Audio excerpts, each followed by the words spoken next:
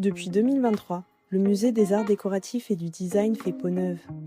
Ce chantier hors norme, financé par la DRAC à hauteur de 1 735 600 €, vise à transformer en profondeur les espaces du musée et repenser sa muséographie dans un dialogue renouvelé entre les œuvres. En parallèle de cette rénovation, un chantier tout aussi essentiel se déploie en coulisses, au cœur des réserves externalisées du musée. Là, les équipes inventorient, restaurent et préparent chaque pièce pour offrir aux collections une nouvelle vie dans le musée réinventé. Ce chantier va concerner l'ensemble des collections qui vont être traitées, qui vont être restaurées. C'est l'occasion aussi de faire le récollement de ces collections, de pouvoir redécouvrir des collections qu'on avait un peu perdues de vue et qui vont pouvoir être éventuellement intégrées dans le parcours permanent du futur musée. C'est aussi l'occasion de mener une campagne de numérisation qui va permettre de mieux diffuser ces collections auprès des publics. L'ensemble de ces phases est réalisé par l'équipe de régie des œuvres du musée dans les différentes réserves externalisées où 33 000 œuvres sont actuellement conservées. Le transfert des collections a duré 6 mois. Sur ce site, nous conservons 22 000 pièces, dont 2 000 proviennent de l'hôtel de la Lande avant la fermeture des salles pour les travaux de rénovation.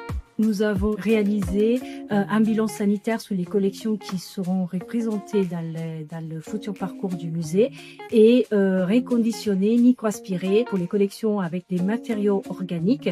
Nous avons lancé une campagne d'anoxie dynamique aux mesures préventives avant de rejoindre les réserves.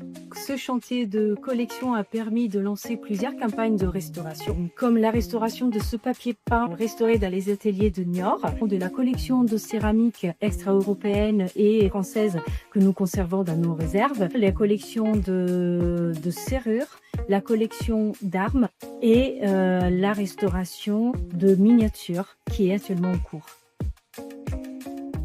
Pendant sa fermeture, le MAD part à la rencontre des publics. Avec son programme Hors les murs, le musée s'invite partout sur le territoire, bien au-delà de son enceinte.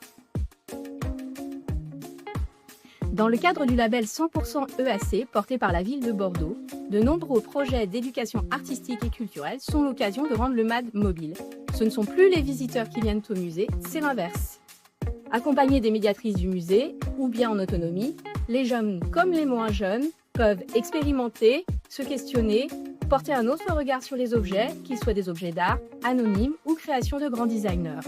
Ces projets, créateurs de rencontres, nous permettent de tisser des liens avec nos visiteurs de demain et susciter envie et curiosité de découvrir le futur MAD.